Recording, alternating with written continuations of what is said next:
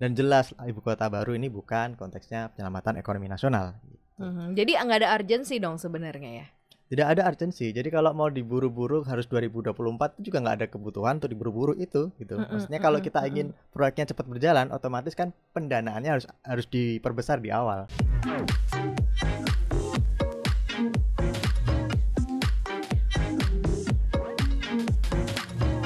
Halo Sobat Cuan. Hai. Halo Sobat Cuan. Selamat datang di podcast Cuap-Cuap Cuan. Apa kabar, gengs? Baik ya. Baik ya. Baik Selalu dong. baik ya. Seperti biasa kita ketemu dalam koneksi konten Ekonomi seksi. ekonomi seksi pastinya ya. Seksinya nunjuk ke sini sama ke sini ya. Iya, sini. Seperti biasa ada Maria Katarina dan juga ada Head of Research CNBC Indonesia, Halo, ada Arif Argun. Gunawan dan ada Dwinita, Bu Inta di sini, Halo, produsernya Sobat Cuan. CNBC Indonesia dengan program-program terciamik, teroke, tersibuk. Pura-pura sibuk sih. Sejagat CNBC. Cucok Nah hari ini kita ngobrol tema yang memang lagi hot karena lagi banyak diperbincangkan juga terkait mengenai ibu kota baru Nusantara. Betul. Sebenarnya nggak hot baru-baru ini sih, tapi karena RUU-nya sudah jadi undang-undang kan jadi kayak lebih hot lagi nih, kayak beneran nih ibu kotanya pindah nih kita nih, beneran nih nanti ibu kota negara Republik Indonesia tertulisnya adalah Penajam Pasir Utara gitu ya. Tapi juga Kalimantan ini ya. hot gara-gara pembahasan RUU Ibu Kota Negara di DPR ini prosesnya cepat, hanya 43 hari. Padahal ini adalah udah pernah dicetuskan ya, pemindahan ibu kota itu mulai dari zaman Soekarno, di goalnya di eranya Pak Jokowi dengan Iya. waktu yang sangat-sangat cepat. ngebut ya, Ngebut dan kayak ini deadline ya. ini 2024 jadi ya. rekor undang-undang yang disahkan paling cepat ketiga setelah revisi undang-undang KPK Ya. 12 hari. Oh, ada lebih cepat lagi revisi undang MK cuman 3 hari. Nah, ini 34 hari tadi. 43 hari. 43 hari menjadi 43 yang hari. ketiga tercepat. Iya, ini ibu kota baru buru-buru apa gimana nih? Ji. Iya nggak sih? Ibu kota baru buru-buru itu judul kita. Tapi emang bukan dibilang buru-buru sih, karena kan emang udah tahun sebelumnya udah dibahas terus ada pro kontra lah bla bla bla. Nah, sekarang setelah sudah undang-undangnya disahkan nih kayak what next gitu loh. Kita apa yang harus kita mulai soroti dan lihat nih dari perjalanan ibu kota baru nanti sebelum pada pindah semua nih ke Penajam Pasir Utara nih Mas Argun. Ya, memang kita harus soroti pastinya nanti sumber dana. Oke. Itu pertama ya, sumber Pertama dana ya. paling penting itu. Karena jangan sampai kita kayak kasus Washington DC dulu. Ketika Washington di Amerika dibikin jadi capital city, jadi ibu kota, juga ada problem pendanaan awalnya. Swasta pada nggak berani masuk karena ada dana pemerintah yang juga tidak cukup gitu. Akhirnya diselesaikan Kongres, ya selesai. Nah, ini juga harus disorot. Kalau tidak ada pendanaan, ya otomatis swasta tidak akan mau masuk. Jadi swasta yang katanya berapa tuh 48% dari sumber pendanaan, ini nanti hanya akan mau berterlibat kalau pemerintah juga memiliki dananya.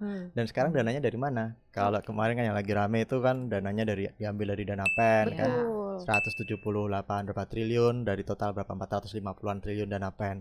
Ini yang dinilai kurang etis karena PEN kan untuk penyelamatan ekonomi nasional dan ibu kota baru itu tidak terkategori penyelamatan ekonomi nasional. Nah, kalau misalnya ngomongin soal dana PEN nih, kalau menurut Mas Argun gimana ya? Kan kalau pakai dana PEN berarti kan ada kenaikan porsi APBN yang bisa melebarkan defisit anggaran. Padahal kan Pasti. kalau misalnya sesuai rencana harusnya mulai tahun 2023 itu defisit anggaran kita tuh maksimal udah balik ke 3%. Tapi kalau misalnya mau dipakai buat ibu kota negara yang Bisa 6% lagi? iya menurut Mas Argun 10% gimana kan nggak tuh? lucu ya. Iya, Kak, makanya memang harus ada penyisian anggaran. Kalau tidak bisa memakai dana PEN dan tidak mau membuat anggaran bengkak, maka harus ada realokasi anggaran atau disisihkan. Misalnya dulu kan ada proyek apa misalnya, ya sebut aja kereta cepat misalnya, bisa di-hold dananya kan mungkin Kereta masih cepat di trek bermasalah. lambat. Nah, betul. Dan itu dananya dipakai untuk membangun ibu kota baru ini. Atau kalau dulu kan pernah ada tuh yang proyek jembatan Selat Sunda yang nggak jadi, itu kan juga 300-an triliun, itu kan gede banget. Ya itu satu proyek bisa dialihkan ke proyek Atau ini Hambalang misalnya. ya mungkin kita ingat juga. Betul. Jadi memang menurut saya yang paling ideal itu realokasi anggaran. Jadi bukan ngambil dana yang bukan peruntukan yang memang bukan peruntukannya kemudian disomot, tetapi kita ambil dana dari Kementerian infrastruktur misalnya, public service. Jadi kalau ternyata ada proyek yang dinilai kurang ada progres, nah itu bisa aja di hold dulu dan dananya dialokasikan ke sini dulu. Saya pikir itu yang paling bijak daripada ngambil dana PEN yang akan memicu semacam anggaran di publik bahwa pemerintah seenaknya sendiri. Ini jadi kayak krisis tata negara gitu.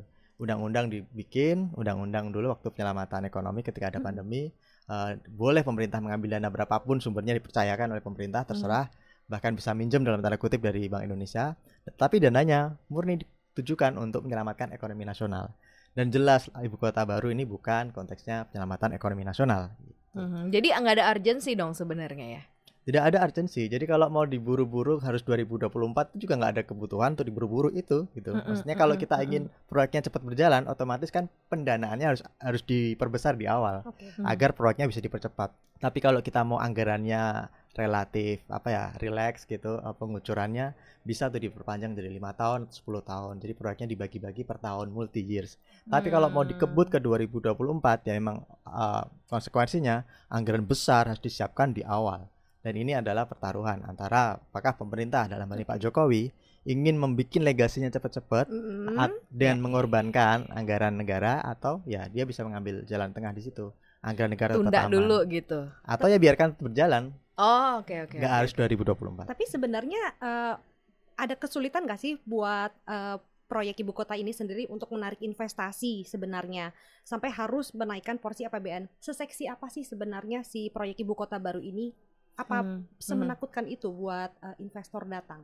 Kayaknya sih kalau beberapa kali diwawancara nih di TV begitu ya, beberapa pemangku kebijakan di sana bahkan kayak belum kebayang sih, misalnya investasi pasti masih diarahkan ke beberapa pusat-pusat investasi yang ada di Jawa, balik lagi gitu ya. Maksudnya ini belum kejual juga nih yang ada di Kalimantan, belum tersounding juga apa yang bisa dibikin. Kalau ngobrol sama Real Estate Indonesia misalnya contohnya, orang Ray pun juga belum melihat di sana apa-apa, mereka baru ngeliat oh ya bisa dibikin ini gini ini, tapi udah pernah duduk bersama sama pemerintah belum, udah pernah ngobrol belum gitu. Jadi kayak memang masih abu-abu sih gitu. Kalau misalnya memang mau digenjot pembangunan investasi di sana. Nah gimana nih Mas, ngejarnya 2024, sekarang udah 2022, which is tinggal 2 tahun gitu ya untuk bener-bener legacy dan pemindahan ASN lah bla bla bla itu ya nanti ya gimana tuh? Ya paling swasta itu mau masuk, saya pikir yang di sektor properti itu mereka pasti berani masuk. Sektor tanahnya udah mahal banget di sana roadnya sekarang. Udah ada, betul. Lahannya katanya sudah dimiliki, taulah gitu ya, orang-orang Jakarta katanya. Tapi yang paling penting itu port sama bandara. Pelabuhan sama bandara itu kan belum ada di sana. Ya, betul. Itu harusnya dari pemerintah atau dari swasta tuh? Harusnya pemerintah bukan sih? Idealnya sih pemerintah. Oke, termasuk yang dasar ya soalnya. Ya, tetapi kan sekarang swasta diperbolehkan untuk menggarap bandara dan tol. Jadi saya pikir kemungkinan ini akan dikasih ke swasta. Apakah skemanya public private partnership KBLU atau swasta murni? Nah kita lihat aja. Kan ada tuh sistem misalnya BOD, build operate and transfer BOT gitu ya, dan lain-lain itu ada. Mungkin itu akan diberikan, kalau saya duga nanti akan dikasih ke misalnya ada investor dari Uni Emirat Arab tuh katanya akan mau masuk. Betul. Nah biasanya mereka lebih meminati sektor infrastruktur yang long term. Ya bisa toll road, bisa port, bisa bandara, dan ini kemungkinan yang akan mereka garap gitu. Kalau swasta dalam negeri ya saya pikir kayak Gapensi itu mereka akan masuk ke sektor propertinya, kemudian sektor-sektor penunjang ya, komersial, building dan sebagainya. Itu. Seperti itu jadinya ya. Tapi belum terlalu tersounding banget mau dijadiin apa, walaupun secara roadmap udah jelas kelihatan ya Mas ya. Nah ini banyak juga yang mengatakan katanya jangan jangan mementingkan ego, karena nanti karena keburu-buru ini malah jadi kayak kota hantu ke depannya. Iya, bukan gitu jadi ya. ibu kota baru, jadi ibu kota hantu.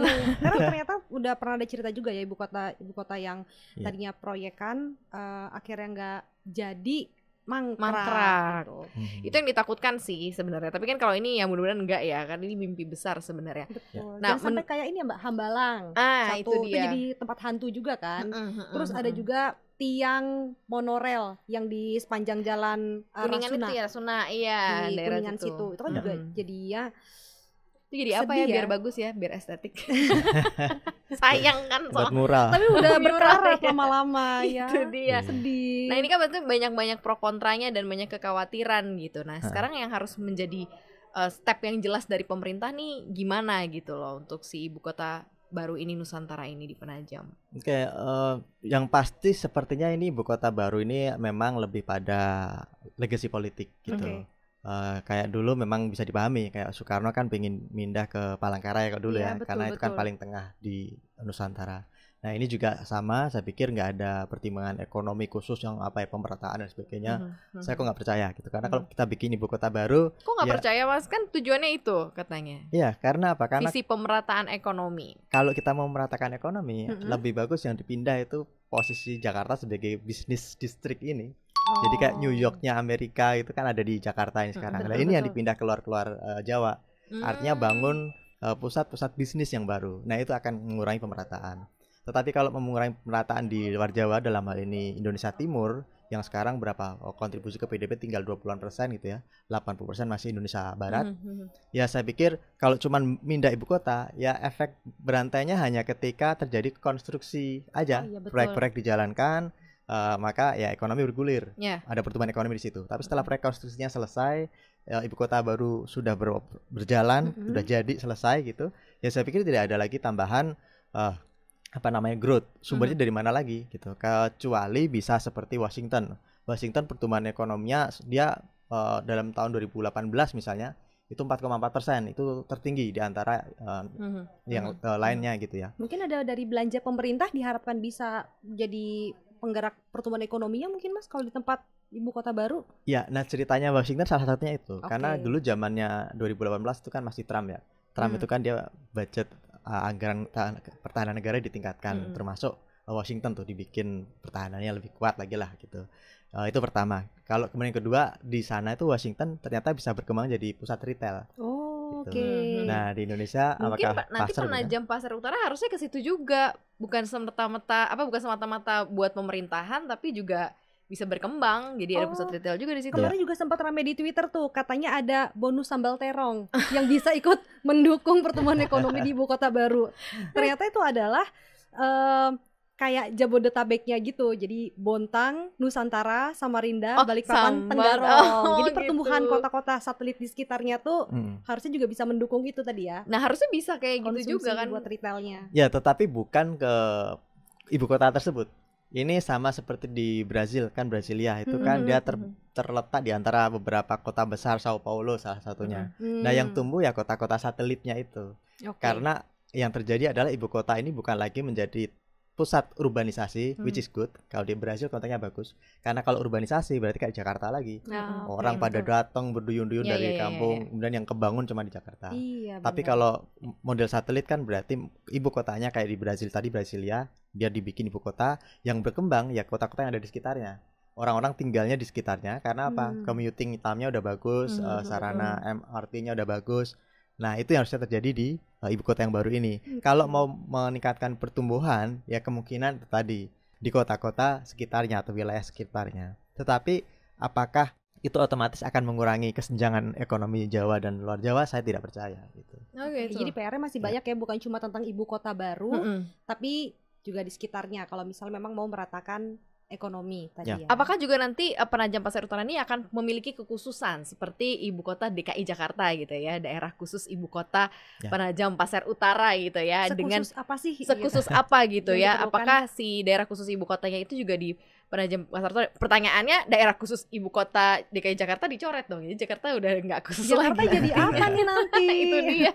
Ada hal-hal yang tidak bisa diputuskan karena kan sudah tidak khusus lagi. Nah gimana nih Mas? Nah kalau misalnya Jakarta seperti apa nanti? Ya paling kita akan jadi New York gitu, atau jadi Philadelphia kalau di Amerika ya. Kalau di Amerika kan dulu sebelum ada Washington City itu Philadelphia di Pennsylvania. Dan kenapa dulu dipindah? Karena waktu itu kan setelah perang sipil, ya ini murni politis. Makanya pindah ibu kota biasanya murni politik, nggak ada soal ekonomi. Ekonomi itu hanya penyerta. Nah di Amerika itu dipindah karena setelah perang sipil antara yang pro perbudakan gitu kan, sama yang anti perbudakan, yang menang ternyata yang anti perbudakan, George Washington dan kawan-kawan. Ini kebanyakan di utara. Sementara waktu Philadelphia kawasan yang di selatan yang mendukung perbudakan.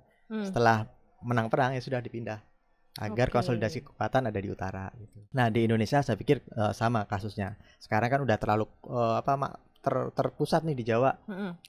Kemudian kalau ada apa-apa ya misalnya sering ada demo-demo di Jakarta, pusat bisnis juga ikut terganggu gitu. Jadi kalau ada gejolak politik, ya efeknya ke ekonomi dalam hal bisnis itu besar. Dan itu kan Jakarta ya sumbangan kontribusi ke PDB besar kan. Makanya kita ada gangguan ekonomi, ya tertekan juga ekonomi nasional. Nah ini dipindah ke sana. Siapa tahu kalau ada gejolak politik ya pindah ke sana. Dan di sini murni kita naik pesawat dulu ya, memeratakan ekonomi jadinya. Pemerataan aspirasi gitu ya. Menggerakkan ekonomi di sana malah semakin banyak demo ya. Bisnis demo lah minimal ya. Oh berarti bisa berkembang juga ya organisasi masyarakat setempat berarti kan untuk menyumbang suara kan, menyambung yang di di kota Jakarta ke sana kan harus ada juga nggak sih? Tetapi yang pinternya Pak Jokowi ini ya, nah saya nggak ngerti ini konteksnya pinter atau licik ya kalau kita bicara politik. Ini kan dibentuk IKN konteksnya otorita nanti. Nah di aturannya yang undang-undang kemarin disahkan itu tidak ada DPRD. Gitu. Oh gitu. Jadi, iya benar. Ya jadi kalau tidak ada DPRD maka memang kemudian di sana itu hanya semacam dipimpin oleh orang yang ditunjuk oleh presiden, gitu kan. Jadi kepala negara akan menentukan wali kota di sana dalam tanda kutip ya, kepala otoritanya di sana. Jadi nggak ada itu persaingan politik kayak kemarin yang terjadi pada tahun berapa itu ya, Ahok Anies itu kan. Di sana nggak akan ada, DPRD juga akan ada. Artinya akan tenang damai. Oh ya, nah masih berkaitan nih kan kita tahu nih kalau misalnya ya kita nggak bisa menghindar ya kalau misalnya sebagian orang itu pasti udah apati soal ibu kota baru ini karena dibilang jadi tempat bancakan ibaratnya kan, proyek besar nih soalnya ibu kota baru.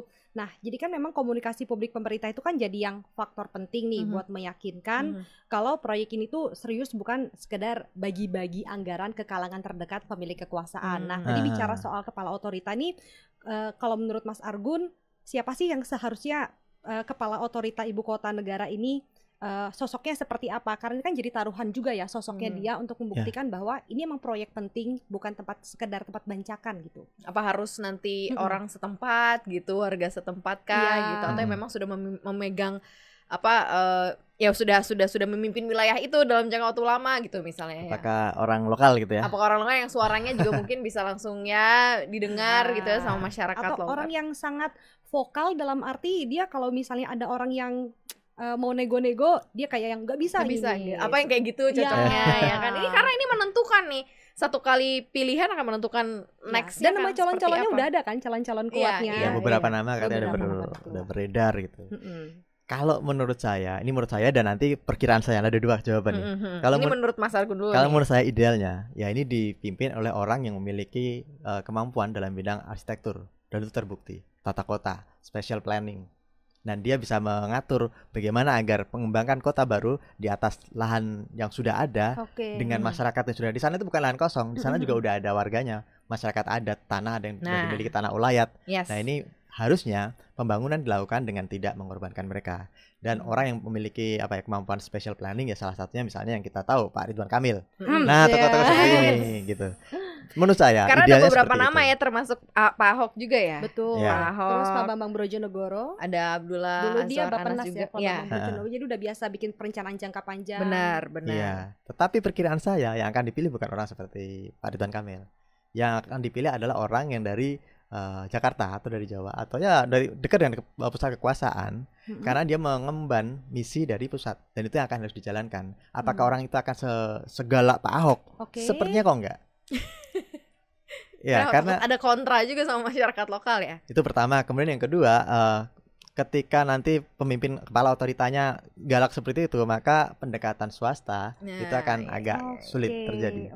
Dan saya pikir orang yang dibutuhkan menurut kebutuhan Jakarta adalah kebutuhan ya Pak Jokowi dan kawan-kawan adalah orang yang bisa berkoalisi lah, bekerja sama dengan swasta untuk membangun ibu kota yang baru ini. Nah, berarti kan orangnya juga perlu luwes ya ibaratnya. Tapi gimana nih juga nih Mas supaya mengantisipasi ibu kota baru itu nggak jadi bahan negosiasi kepentingan kekuasaan nih. Misalnya kalau mau proyek ibu kota dilancarkan nanti barter dengan apa ya gitu. Jadi nanti kalau di rapat-rapat suka lama gitu, harus ada nego-nego di belakangnya. Atau bahkan mengantisipasi nih proyek ini nanti jadi bahan politik kampanye. Itu gimana? Kayaknya susah ya, itu kayak pasti beririsan banget gak sih? Pertanyaan bunta nih sebenarnya. Makanya gimana biar tuntas nih tuntas ya. Dan itu isu publik yang lebih penting disorot ketimbang siapa yang jadi kepala otoritanya gitu. Menurut saya tidak peduli siapapun kepala otoritanya, mau Pak Ahok, mau Pak Ridwan Kamil, siapapun ya, Yang penting adalah aspek pengawasan gitu. Dan sayangnya di sini yang tidak ada, kan nggak ada DPR. Iya, gimana dong? Jadi ini pengawasan ini ya saya pikir mau tidak mau masyarakat yang harus bergerak di sana gitu. Jadi kalau ada konflik-konflik terkait dan ternyata kepemilikan tanah wilayah, ternyata ada bos besar di Jakarta yang terbukti menyerobot lahan dan sebagainya, dan kemudian dapat proyek, tetapi visibility-nya tidak jelas, amdalnya tidak jelas, ini harus disorot gitu. Dan ini kita harus bisa bergerak sendiri masyarakat gitu. Tidak bisa mengandalkan lembaga legislatif karena di sana tidak ada legislatifnya. Itu problemnya. Dan juga kalau kita mau ngandelin pemerintahan yang sekarang juga bingung ya, soalnya kan Presiden Jokowi ini kan mau mengakhiri kepemimpinannya di 2024. Walaupun nih katanya Menteri BKPM bilang katanya pengusaha mau Jokowi menjabat sampai 2027 katanya. Kan katanya mau dimundurin kan pemilunya karena kan lagi pandemi katanya gitu. Tapi kan yang pasti kita tahu kalau Indonesia ini kan menganut politik kepentingan ya. Jadi selama kepentingannya sama bakal didukung nih. Nah, supaya nanti ibu kota negara ini berganti pemerintahan atau apa tetap terkawal nih gimana ya? Apa masyarakatnya juga ini ya harus sampai tahun 2045 kan katanya nanti benar-benar baru tuntas jadi ibu kota baru. Betul. Kalau ngelihat prospek stabilitas politik kok kayaknya proyek ini akan berjalan. Sama seperti Undang-Undang Cipta Kerja gitu. Meskipun banyak orang menolak, banyak sampai maju ke MK juga memberikan fatwa yang masih ada di MK abu-abu gitu ya. Tapi ini tetap jalan. Karena apa? Konsolidasi politik sudah terjadi. Ya kalau sekarang kan partai berkuasa PDIP itu sudah menguasai legislatif, kemudian juga koalisinya kuat, dan ini juga mungkin yang akan membuat proyek IKN ini berjalan lancar. Jadi siapapun nanti yang akan memimpin kemungkinan masih segaris dengan koalisi yang sekarang gitu. Entah dari PDIP, entah dari Partai Golkar dan sebagainya, tetapi setidaknya masih di kubu yang sama, dan itu akan menjaga agar proyek ini berjalan, tidak seperti misalnya Hambalang. Hambalang tidak berlanjut ya karena ada faktor korupsi ya, ya karena memang tidak ada estafet kepemimpinan sudah tidak jalan lagi. Gitu. Kalau misalkan nih dulu kubu Demokrat masih bertahan gitu ya. Kemungkinan Hambalang tak akan ditolong, disunting meskipun ada korupsi dan sebagainya itu akan diselamatkan. Tetapi karena ada perubahan kemudi politik, ya otomatis ini proyek sudah korup, tidak jelas, ngapain diselamatkan? Tidak ada lagi dukungan politik. Dan saya pikir IKN ini juga kuncinya di situ. Kalau mau lanjut, sukses, biar tidak seperti Hambalang, ya memang harus berlanjut ini kekuatan koalisi yang ada. Realitanya harus seperti itu gitu. Berarti siapapun nanti mungkin pengganti Pak Jokowi kan berarti masih dalam koridor mengawal berarti kan pembangunan ibu kota baru ini ya. Terus kan. kalau misalnya ada investasi yang ditarik, mungkin juga investasinya harus dipastikan buat jangka panjang mungkin ya. Jadi aliran dana dan timeline pembangunannya juga jelas dari penggunaan uang itu. Bener gitu ya. Tapi secara pribadi sebenarnya Bunta Mas Argun setuju nggak sih sebenarnya ibu kota pindah? Sebenarnya kalau misalnya kita kan sebagai kalau media ya, media kan biasanya ngikutin kemana pusat pemerintahan ya. Kita sebagai wartawan nih, jurnalis, siap nggak nih kalau misalnya Mas Argun, Mbak Maria pindah ke Biro Kalimantan ada Timur representatif gitu. kan harus ada di sana gitu Iya. kan. Nah sebenarnya setuju nggak sih dengan adanya pemisahan, akhirnya ada sentral bisnis, ada sentral pemerintahan gitu. Next kan nanti berarti anak cucu akan merasakan hal yang seperti itu kan. Setuju nggak Bunta? Kalau misalnya aku jujur setuju ya. Soalnya kalau misalnya dulu tuh waktu aku masih kecil tinggal di Aceh loh. Jadi menurut aku sebenarnya bagusnya dari Pak Jokowi itu adalah dia mau memperhatikan daerah-daerah lain. Soalnya kalau misalnya memang semuanya cuma di satu tempat aja, yang lain tuh kayak jalan di tempat. Bagian lucunya adalah waktu itu pas aku tinggal di Aceh nih ya, waktu masih kecil, misalnya nih jarak perjalanan dari Banda Aceh mau ke Medan itu 6 jam minimal. Padahal kita kalau mau cari hiburan itu ke Medan, karena waktu itu ibaratnya di Aceh itu ya mungkin ada pusat hiburan, ada pusat perbelanjaan, tapi nggak semenarik di Medan. Itu waktu aku SD back then. Kemudian 15 tahun kemudian ketika aku udah bekerja, aku jadi wartawan tuh kan. Terus aku liputan ke Aceh, dan perjalanan dari Banda Aceh ke Medan masih sama. Masih 6 jam. Masih minimal 6 jam. Dan yang paling terbaik dari Aceh justru adalah lokasi-lokasi bekas tsunami. Karena waktu itu ada bantuan dari luar negeri dan mereka yang ikut mengawal pembangunan di sana. Jadi tuh jalannya mulus sekali. Moga-moga nanti kalau di ibu kota negara baru juga gitu ada ya. Itu, jadi kalau negara luar bantu bukan cuma bantu uang tapi juga bantu transfer teknologi gitu. Jadi memang benar-benar ada suatu kemajuan daerah gitu yang kita terjadi. bisa ngikutin luar negeri kan. Ya. Akhirnya Aceh itu baru terasa berubah itu waktu zamannya Pak Jokowi ada proyek jalan tol yang di Sumatera. Kalau mau kemana-mana tuh jadi lebih cepat. Ini bukan dukungan ya, bukan projo, bukan Bismillah komisaris, bukan. Tapi ini maksud aku adalah bahwa pembangunan, aku sangat mendukung objektif ini. Iya, betul. Pembangunan yang ada di luar daerah itu aku sangat mendukung, dan aku berharap bahwa biasanya nih kalau kita mau ngikutin di perkembangan di luar, di negara-negara maju itu kita butuh sekitar ada gap 15 sampai 20 tahun ya. Apa yang ada di luar negeri 15 sampai 20 tahun kemudian baru ada di Indonesia. Tapi aku berharap kalau misalnya nanti benar nih ibu kota negara baru itu adalah visinya menjadi kota masa depan, terus mengajak investor-investor di luar negeri untuk ikut berpartisipasi memberikan teknologinya di negara baru, kita bisa mendapatkan itu dia barang-barang dari negara maju ada diaplikasikan penggunaannya di Tidak ada lagi gap 15 tahun itu ya. Mudah-mudahan kita bisa lihat yang maju-maju tuh ya ada di situ gitu, ada di ibu kota baru. Kalau Mas Argun? Ya nanti kan kalau pindah berarti 1 juta kepala keluarga pindah nih. Ini PNS doang, ASN pada pindah ke sana yang dari Jakarta. Ya nanti kita ada termasuk 1 juta itu berarti kan kita kemungkinan kalau masih jadi wartawan. Saya mau aja asal gajinya tetap Jakarta tapi biaya hidupnya tinggal benar juga sih. Tapi kemungkinan juga emang yakin di sana harga properti di sana udah naik loh, udah 10 kali lipat. Jadi kayak kita tinggal di Hong Kong gitu kan, udah mahal propertinya. Pasti gajinya juga ngikutin inflasi sana gak sih? Makanya emang yakin di sana akan semurah saat ini dengan gaji Jakarta kan? Enggak juga. Tapi artinya kepindahan ini sebenarnya disambut baik ya. Kalau dari sini kan dua berarti setuju dong. Ya, memang kalau kita bicara prospek Jakarta, kalau kayak gini-gini terus tahun 2030 kata Euromonitor, kita itu akan jadi kota urban terpadat di dunia, mengalahkan Tokyo. Gitu. Tokyo kan 38 juta orang gitu. Nah, Jakarta Raya, Jabodetabek itu kan 35. Jadi 2030 diperkirakan kita udah lebih dari 38 juta jadi kota capital city terpadat di dunia. Dan saya pikir itu nggak bagus gitu ya. Kalau kotanya terlalu padat ya gimana kualitas hidup benar. Kelihatannya orang juga kalau misal ASN yang mau pindah itu mungkin kebanyakan yang belum berkeluarga kali ya, karena yang punya keluarga mungkin jadi pertimbangan kalau masih awal-awal apakah di ibu kota baru itu udah terbentuk kayak lingkungan untuk anak-anak ke depannya gitu. Tapi mungkin nanti kalau misalnya kota itu sudah terintegrasi dengan transportnya, dengan perumahannya, kemudian ada pendidikannya jelas, mungkin nanti orang juga yang mau bawa keluarganya semua ke sana. Sudah siap berarti ya. Betul. Ya masih on progress lah ya, kalau misal sampai 2045, ini baru 2022, 2024 masih 2 tahun lagi. Masih 20 tahun lagi ya, 20 sampai 25 tahun lagi untuk kita akan ngelihat nanti ibu kota baru akan seperti apa ya gitu. Kalau kita pindah ke sana jadi kota yang benar-benar yang bagus ya, bukan jadi kota hantu kan.